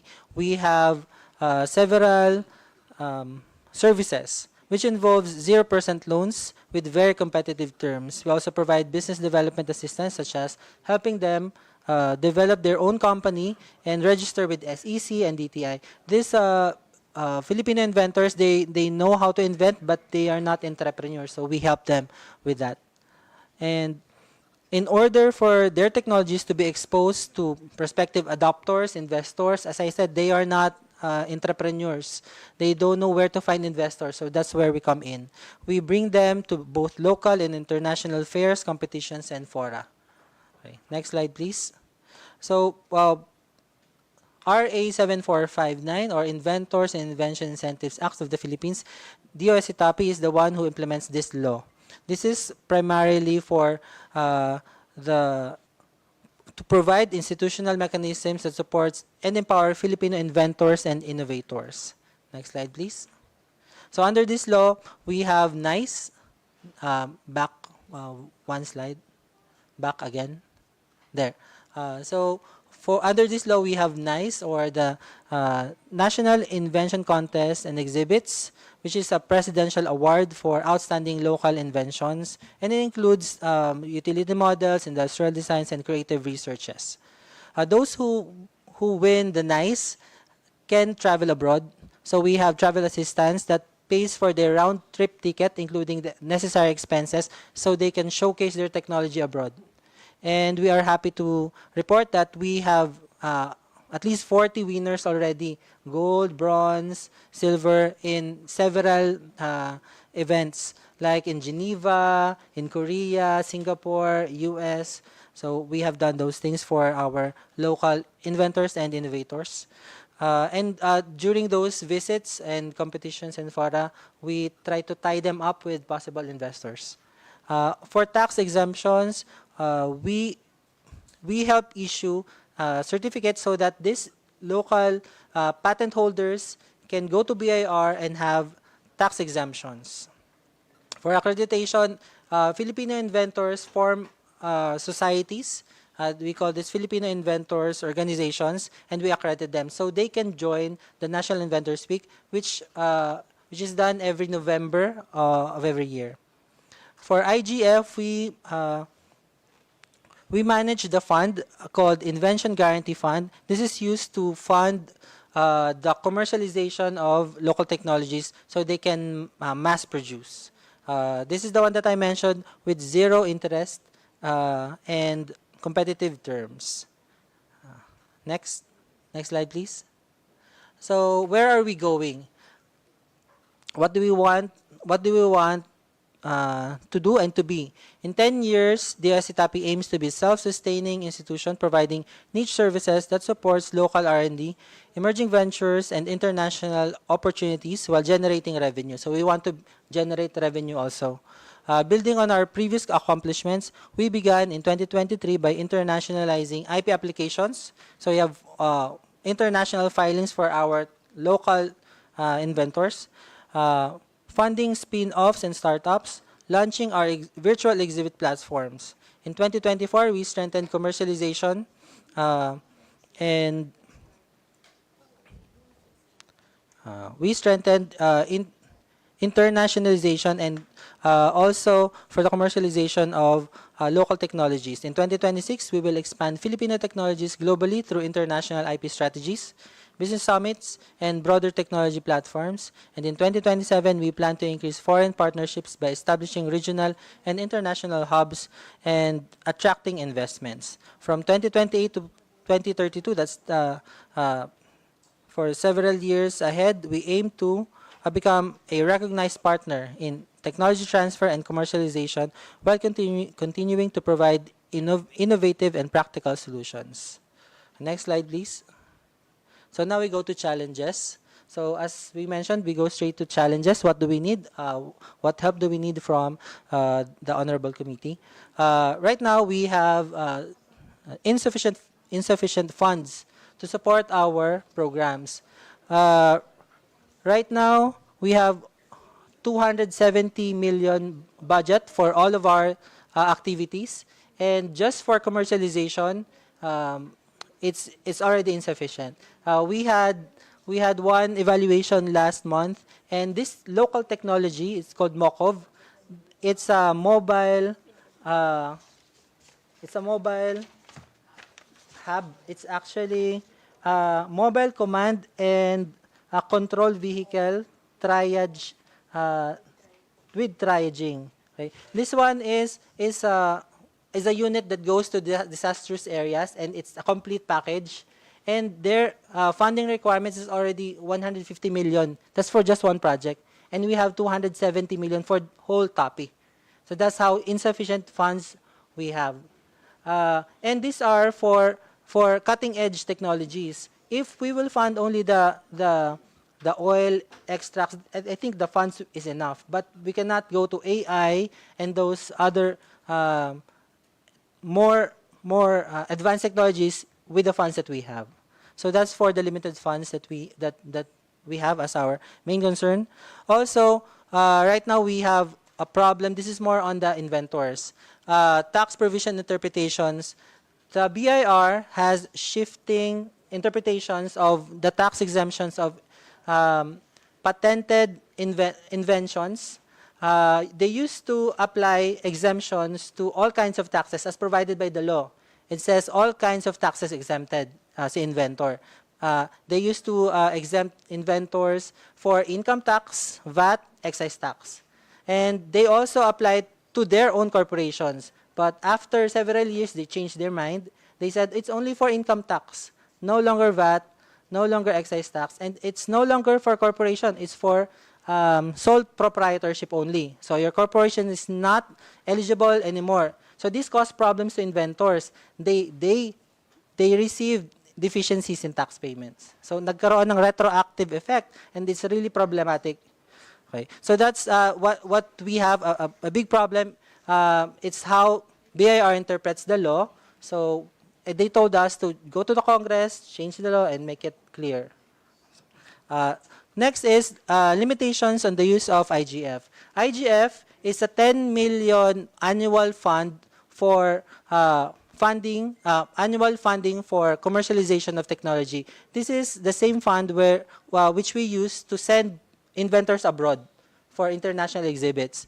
But bulk of the funds is for commercialization. However, in addition to the meager amount of 10 million per annum, there are restrictions in the law. It's in the law already that only patented technologies can avail of it. Meaning, if you have patent pending, you cannot avail yet.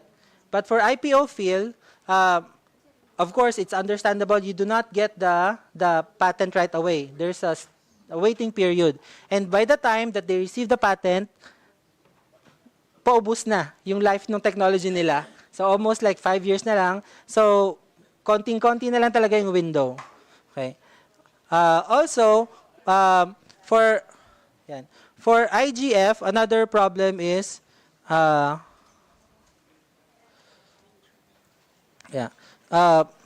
another problem with IGF is how they utilize the funds. Okay, it's really hard for them to get the funds because it has a lot of screening.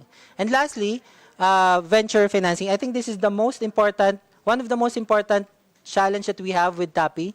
Under EO 128, TAPI has a mandate for venture financing. However, even if we want to finance venture, like invest, we cannot because our structure is not ready for it. COA said you need a law for that.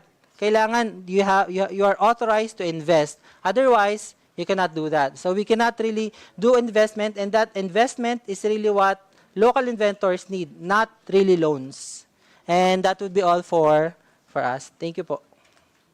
Thank you. I'd like to share something. I'm about to file a House bill.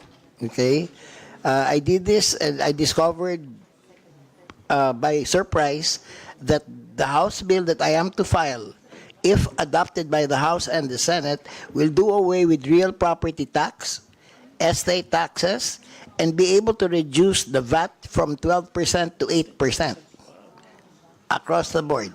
And on top of that, we'll still have 21 billion allocable funds after eliminating all three taxes.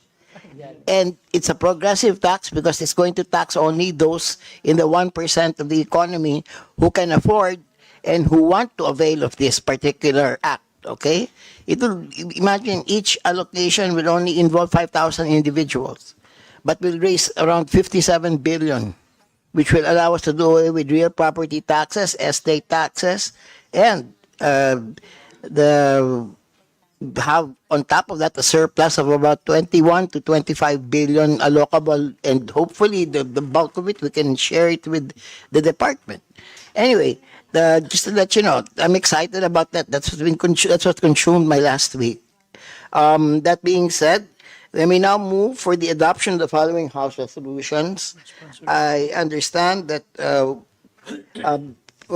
presence of Congresswoman Cherise Hernandez, who's here, she sponsored the second and third House resolutions, and the Honorable Amintado will sponsor the first and the fourth. Okay, so please, either of you have the floor.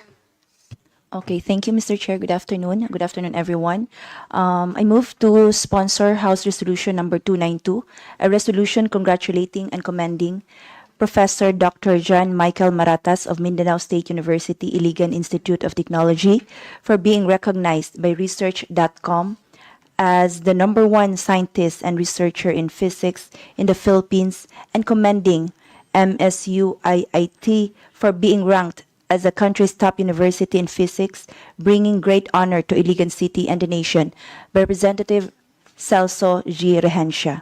And also, Mr. Chair, I would like to sponsor House Resolution number 497, resolution recognizing Pagtanaw 2050, the Philippine Science, Technology, and Innovation Foresight and Strategic Plan as the country's core plan for science-based national development, by Representative Adrian E. Salceda. Thank you, Mr. Chair.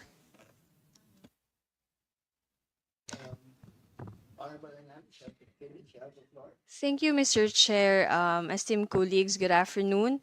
It is my honor to sponsor House Resolution number 439, a measure that celebrates the brilliance of the Filipino youth in the field of engineering and sustainable design. We are here to commend the Philippine winners of the 2025 James Dyson Award, an international design competition operating in 28 countries. It empowers students and recent graduates in engineering and design to develop commercially viable, sustainable solutions to real-world problems. And this prestigious international competition challenges students to design something that solves a problem. So our winners, led by national winner John Carlo Luna Reyes for his solar-powered salt maker Sol Asin, have shown that Filipino engineering can solve local problems with global standards. So, as the runner-ups, J.V. Mar Sumagang and John Joseph Bantikil from MSU IIT for Chillwise, an eco-friendly cooling panel system made from an agricultural waste, and Sandru Rohel Eya, Jojane Nalam, and Gwendolyn Almonte from MSU IIT for Lambupli, a sustainable material combining bamboo and grass as an alternative to wood. By adopting this resolution, this august body sends a clear message that the Philippines supports its inventors. We are not just consumers of technology, we are creators of it. So let us be part of commending these young minds, proving that Filipino ingenuity will always be at par with the best of the world. So I move for the adoption of House Resolution number 439. Okay, there's a motion. I'm really glad that those who are here are all beneficiaries and or sources of these awards. Pagtanaw, the TAPI, the National Science Academy, and the DOSC itself. So we're here for you. There's a motion to adopt all these 4 resolutions. Do we have a motion? Second the motion, Mr. Chair. Okay, there was a motion duly made, seconded. The resolutions are adopted. Finally, just as important, this is a matter that's very personal and material to my colleague, our vice chair. He started this in the 19th Congress. His father was part of this. This is the bill on the Meteorology Act. And we urge our colleagues in the House to pass this post haste, because this is very important as far as giving standardization and to have respectability and integrity in the way we measure any item. That being said, the Honorable Marquez has the floor. Thank you, Mr. Chair, to our chairman, our esteemed colleagues, ladies and gentlemen, magandang hapon po sa ating lahat. Mr. Chair, we have convened the Technical Working Group for the creation of the National Measurement Institute of the Philippines, and I am pleased to report that the TWG has undertaken thorough, productive, and forward-looking deliberations. In this bill, we have introduced substantial and technical amendments, carefully studied, discussed, and refined with the guidance of our resource persons and stakeholders. At the outset, allow me to extend our sincere appreciation to the representative of the 1st District of Bukidnon, Representative Joman Alba, who presided on my behalf over the proceedings during an urgent call to this session. We likewise express our gratitude to our resource persons, most especially our partners from DOST, whom my father and I have closely worked and supported since the 19th Congress. Mr. Chair, if we are to be candid, the Philippines is significantly behind our neighbors, Vietnam, Thailand, and even Indonesia, when it comes to metrology systems. The TWG discussions made this gap unmistakably clear. We identified 3 persistent structural constraints: low funding, insufficient technical manpower, lack of accessible and fully functional calibration laboratories. These constraints are not merely technical. They directly affect our trade competitiveness, our manufacturing capability, our product development, and our overall industrial growth. Mr. Chair, one key policy question raised during the discussions was whether the National Metrology Board should continue to exist under its current structure within the DOST Industrial Technology Development Institute. And for the record, the board, chaired by the DOST Secretary and composed of various agency representatives, has not convened a single meeting since the passage of Republic Act 9236 in 2003. This in itself signals a structural issue that can no longer be ignored. We therefore submit that the current board over a division model is no longer responsive to present demands. So allow me to highlight the key reasons. First, on autonomy and focus. A dedicated National Measurement Institute will have a clear mandate and institutional identity. It will no longer function as a subunit within a broader research institute, but as a specialized authority capable of responding swiftly to the demands of the industry, particularly in high-precision measurement, sensor systems, and data-driven technologies. Second, on international competitiveness. An independent institute strengthens our capacity to directly engage with global metrology bodies such as the METRE Conversion and the Asia Pacific Metrology Program. Without internationally recognizing measurement standards, our exports face higher costs due to repeated testing abroad, placing our industries at a big disadvantage. Third, on funding and resources. Structure determines priority. A standalone institute ensures a dedicated budget line and enables long-term investment planning. At present, our metrology funding remains only a fraction of that of our neighboring countries. Without structural reform, this gap will persist. Fourth, on legal mandate and enforcement. A modernized institute will provide stronger scientific support for regulatory enforcement, whether under the Consumer Act, the Clean Air Act, or other laws that require precise and reliable measurement systems. The current setup simply does not have the scope nor the capacity to fully support these functions. Finally, Mr. Chair, given that we are effectively repealing key provisions of the existing law, it is both necessary and prudent that we include clear transitory provisions to ensure continuity, institutional stability, and a smooth and orderly transition to the new framework. In light of these findings and refinements, the Technical Working Group respectfully recommends the approval of the measure at the committee level and its subsequent referral to the Committee on Ways and Means for the consideration of fiscal and economic implications, and its endorsement to the Committee on Appropriations to ensure adequate and sustained funding support. Mr. Chair, my colleagues, what we are addressing today is not just a technical gap. It is a national gap. And it is our responsibility to close it. Because when our measurements are weak, our systems are weak. But when our measurements are precise, our nation becomes stronger, more competitive, and future-ready. And let me end with this. Kung gusto po nating umangat ang ating bansa, simulan natin sa tamang sukat, tamang sistema, at tamang direksyon. Dahil ang kinabukasan ng bayan, hindi hinuhulaan. Ito po ay pinaghahandaan. Maraming salamat, Mr. Chair, and I would like to submit to you the substitute bill, an act establishing the National Measurement Institute of the Philippines and appropriating funds therefore.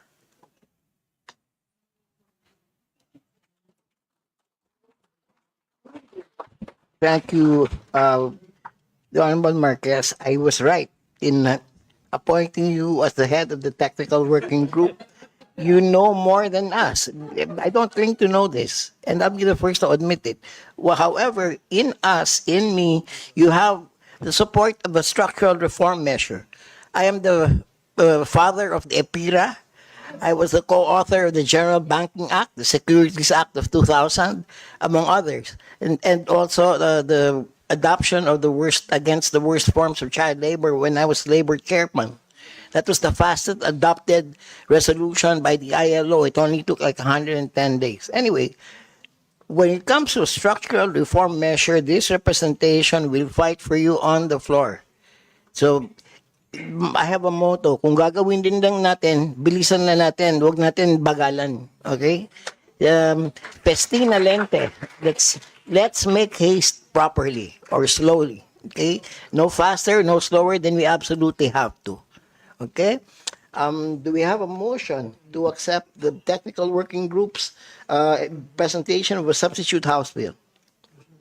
Yes, motion to approve, Mr. Chair. Okay? There's a And motion. also, I would Do we like have to make a move that the substitute bill.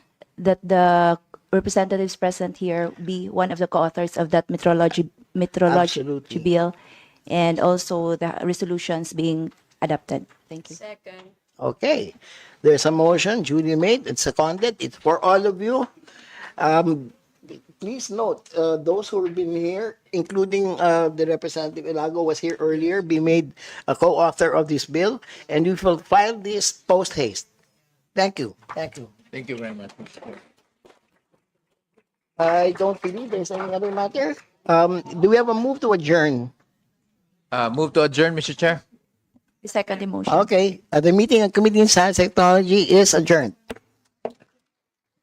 1 hour, 20 minutes. Good.